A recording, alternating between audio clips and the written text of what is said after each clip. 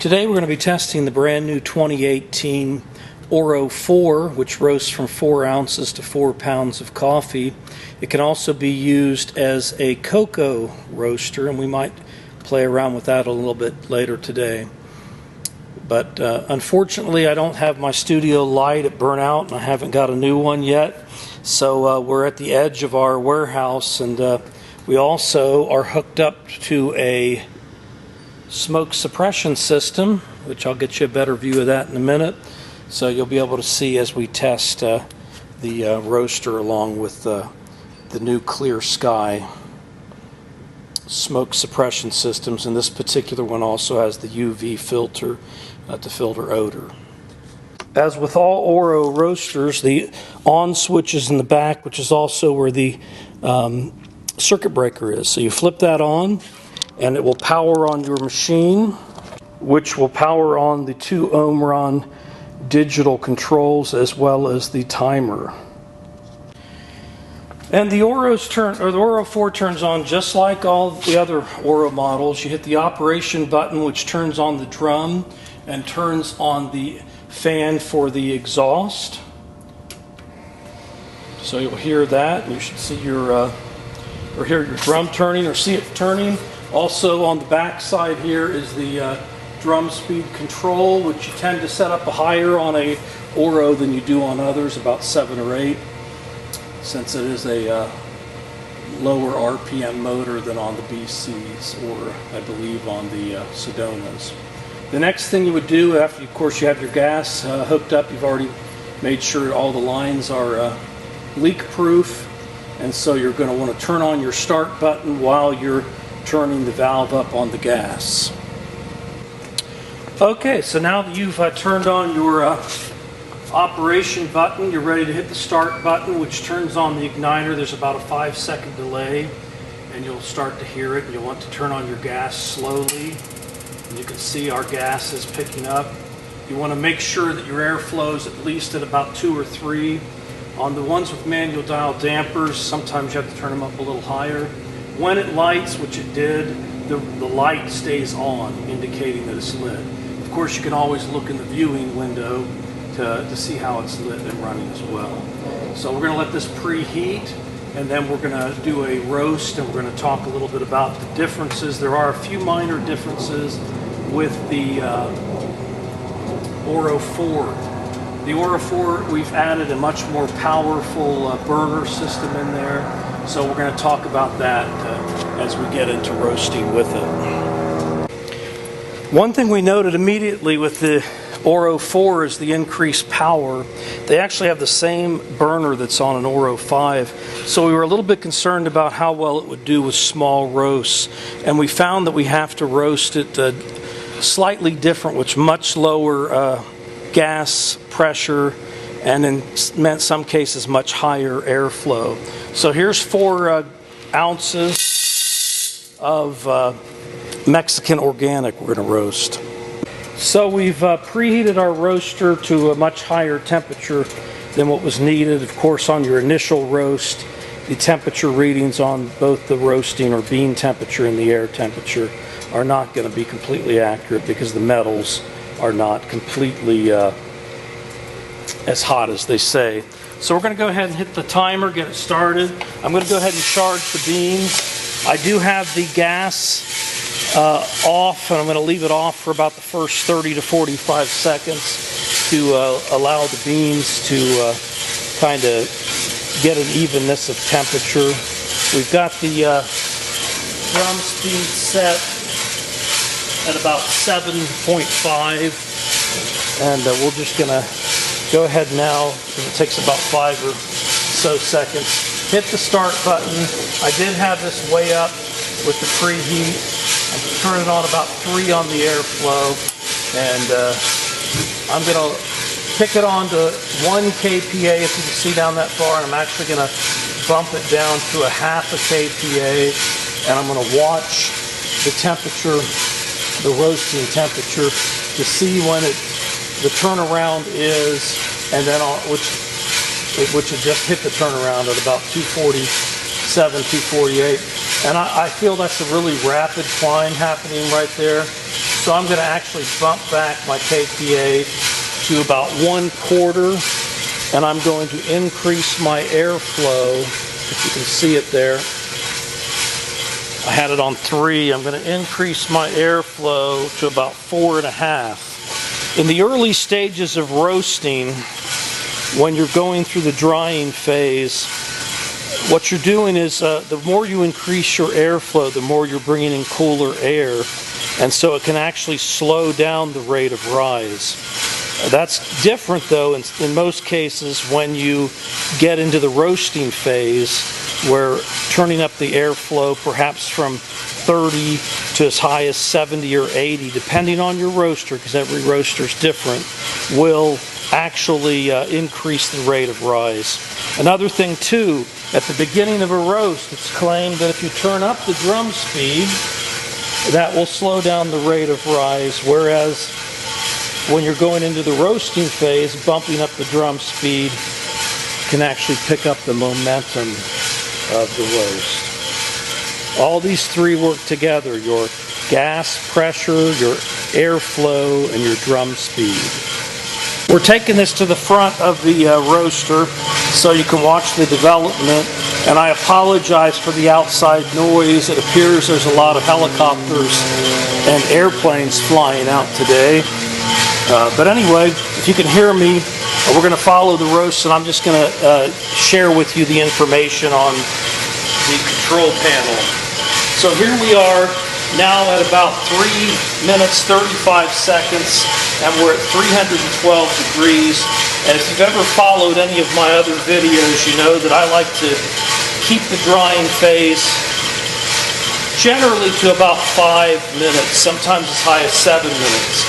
I know other roasters may do it faster, 3.5, 4 minutes. That's an entirely artistic perspective. Keep it at my normal rate of rise, because I never want the rate of rise to be so rapid that we do an entire roast in 4 to 6 minutes, which would really make for a terrible tasting bean. Here we are. I've increased the airflow to close to 4.5. The drum speed I had turned way up to 880 or 8.5 or 85%, and it did slow down my rate of rise. So now we're looking at 4.5 minutes at 319 degrees. A lot of people say the drying phase ends at 330, 335, give or take a little bit. One thing to note about the Oro roasters with drum speed control, especially the smaller roasters, is a lot of times you have to turn up, especially when you're doing small roasts, you have to turn up the drum speed to 8 or 9 to get beans to go into the trier spoon. That was one of the, unfortunately, one of the drawbacks in adding drum speed control to the Oros, because we didn't have room to put a bigger motor in. We were able to keep a slightly different motor, but one that wasn't as powerful, and so it needed that higher rate of speed to bring the beans up into the trier spoon. But as you can see, we're not having any problem bringing that up, and if you do have to hold the spoon up for 5 or so seconds, it'll pretty much fill your trier spoon. And now we're going into the browning phase, and at this point I feel that I've slowed down my rate of rise a little bit too much, because we're only at about 330 at almost 6 minutes. So I'm actually going to bump up the kPa to 1/2 kPa and see how that affects the roast. If I feel that it's still a slow rate of rise, because I want it to have momentum as it goes into the roasting phase, I might bump up the heat a little bit more. Some people might feel at this point they could bump up the airflow. Because I've already bumped it up from 3 to a little bit past 4, I don't think I need to raise it. In fact, my air temperature is now at 408 at 6.5 minutes, whereas my roasting temperature is at 346 at 6 minutes and 40 seconds. So I think we're okay. This particular bean, I believe, goes into first crack around 370 degrees, 375. So it should be starting into first crack in the next minute, which will put it at right around 8 minutes. Looking at the bean itself, and hopefully you can see things okay with the limited lighting here. It's a nice, even brown, still light, still hasn't gone into first crack, but we're probably only a half minute away from that.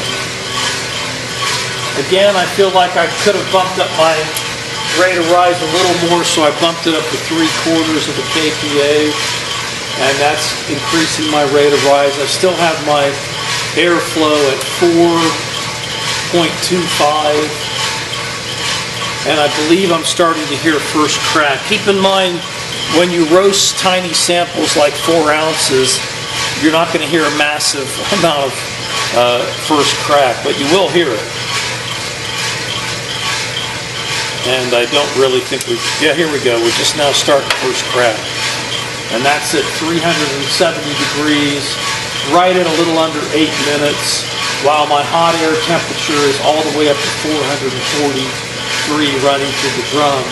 At this point, because we're beginning into the roasting phase, I'm actually going to bump up my airflow to about 5.5, but I'm going to closely watch how my bean temperature rises.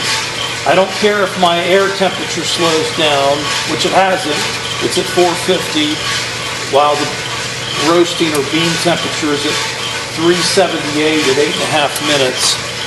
So I think that bumping it up to 5.5 did the trick, and it seems like we don't have excessive chaff or smoke in the drum, so we're looking good on that. So this is probably going to be about a 9 minute 45 second roast, maybe even 10 minutes depending on how I want to follow suit here. Right now we're just at 9 minutes 3 seconds. The hot air temperature is 457. If you listen closely, and I don't know if you can hear it well from the front, you can hear it really good from the side of the roaster. It's going into a pretty rapid first crack, and we're now at 9 minutes 20 seconds at 387 degrees.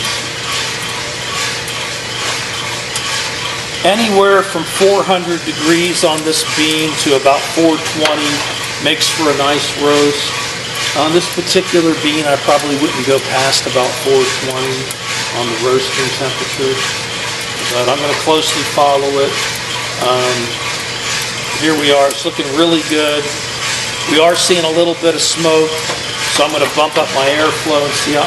I don't want to bump it up radically because you don't want to slow down the rate of rise. And bumping it up to 6.5 has not slowed down the rate of rise. It's still going. In fact, it's almost sounding as if it's starting to go into second crack. Yes, it is, because you're getting all that temperature from the airflow. So I'm going to go ahead and start my cooling, and go ahead and let the beans go 10 minutes, 20 seconds, and it did actually start to go into a second crack because the hot air in of itself brought it up to 470, while the actual roasting was still registering at about 400 degrees. But you can tell it's at a full city plus, and I'll let you see a picture of that in a minute. Don't know how well you can see it as it's flying by, but it's a nice, that's already cooled down. It's a nice full city plus, and so it relied a lot more on that as it started to go into the beginnings of second crack, which was like a real fast snap, crackle, pop, because it was using all the momentum of the hot air, which was really high at like 470 degrees, whereas the bean temperature was registered about 400. So we can see it's still easy to do a 4-ounce roast.